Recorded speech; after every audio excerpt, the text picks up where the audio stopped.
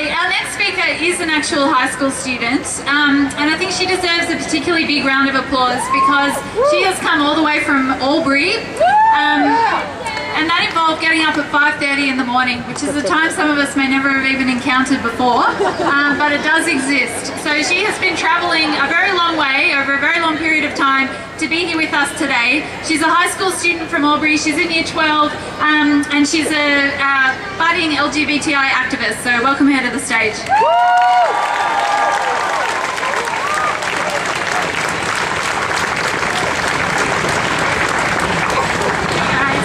Being a lesbian, gay, transgender, bisexual, intersex, asexual, pansexual person, or a person questioning their identity or sexuality can be difficult, as most of you would know.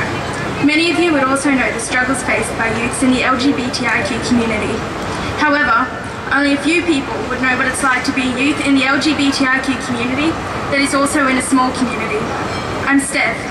I'm from Townsville in Queensland, and I'm currently living in Albury-Wodonga, which is on the border of New South Wales and Victoria, and I'm a year 12 student. So what does it mean to me to have marriage equality? I'm only 18, I'm a student, and I have no intentions to start a family for a while. However, I'm going to tell you a bit about the Equal Love campaign means to me, and I'm going to try and explain what this campaign symbolises to many young LGBTIQ teens, people living in the physical isolation of regional and remote Australia. It's a well-known fact that rates of mental illness and suicide are higher among people in our community in regional states. Last year in Albury, 4 teenagers committed suicide in a period of 4 weeks, all of which were linked to bullying. So the stakes are definitely higher for us. Albury is a conservative town, and everyone knows everyone. If you're not what's seen as being normal, or adhering to old traditional, old school views, you're isolated, you're excluded, and you're bullied against. Last year, for example, I asked my school if I could take my female best friend to the school debutante ball. My school told me I could only go if I took a guy, so I missed out on a rite of passage that I had been looking forward to for a long time. I stayed at home while all of my friends got dressed up. My friends rode in a limo, they got their photos taken, and they got presented to their community and had a wonderful night. Albury doesn't have an active LGBTIQ community. There aren't same-sex couples walking around holding hands. There's only been one Albury-Wodonga Equal Love rally. There's no headspace, no same-sex attraction-friendly youth groups, and no safe places available to LGBTIQ people, such as the ones that are available in Melbourne, as well as their youth groups and their safe places. When I'm in Melbourne, I can walk around and hold hands with my girlfriend in the middle of a city and barely anyone will notice or care. Living in Melbourne, she is a part of a fantastic queer youth group, so there's support and safe places for her to go. Being in a regional area makes it tougher. When I watch TV, I hardly ever see any LGBTIQ characters or any relationships that resemble mine. TV shows are moved from main TV channels to the less popular and less conservative channels. When I'm bullied at school for being in a gay relationship or for being a bisexual, the teachers in the past have turned a blind eye, and in some cases, like banning me from the Deb Ball, have actively discriminated against me.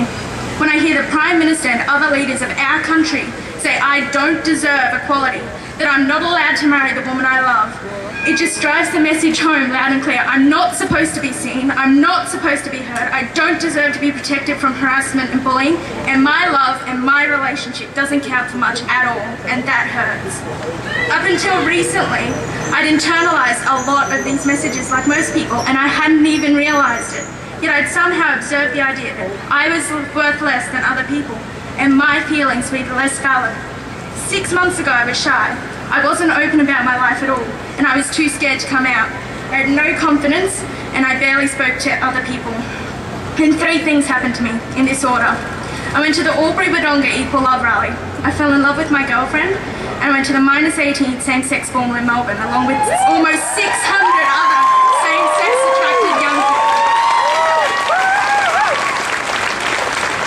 The rally in Albury taught me that I am part of a community and I can be active in that. It showed me that it's important to try and inspire change and encourage me to fight for the things that I want. Falling in love with my girlfriend taught me that I can be anyone or do anything that I set my mind to. Taught me that someone can fall in love with me despite my past, despite my flaws. The same-sex formal, held by -18, taught me to be more open with my relationship, to be myself, and that I am not alone. I met people with incredible stories that I could relate to, and it's a ritual that will hopefully continue for a long time and help to inspire many other young people similar to me. If a year ago you told me that I'd fall in love with an amazing woman and come out to my family and my friends, I'd have thought you were joking. If you told me that I'd openly talk about my experiences with bullying for a documentary film, or that I'd be an active member of the LGBTIQ community in Albury, I'd be sure that you were lying. If you told me that even though I'd been prohibited from attending my school debutante, I'd end up having a same-sex formal and attending it with the girl of my dreams, I wouldn't have believed you for a second. It's incredible just how much your life can change in such a short period of time. The law can be a powerful thing.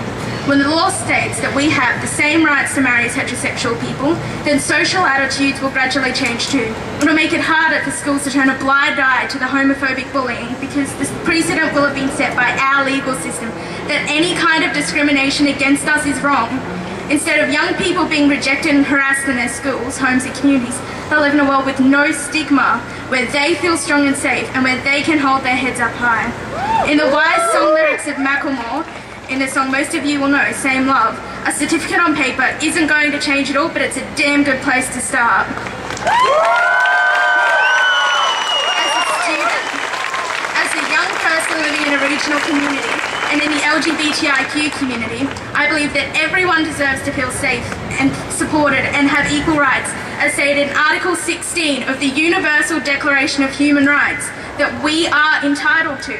When I was much younger, I was 12 when my brother came out, I told him that I wouldn't get married until he could marry the man of his dreams. I hope that one day soon we will both have the legal right to do that. I hope that one day my sexuality won't be a big deal, that it won't be gay marriage, it'll just be marriage. I hope that this time next year we can meet back here and have celebrations of our new marriage rights. I want to be able to marry my girlfriend one day if I want. I don't just want to register our relationship or have a civil union. As a bisexual, I can marry the man of my dreams. So how is it fair that I can't marry the woman of my dreams? 64% of Australians support it, so why doesn't our government?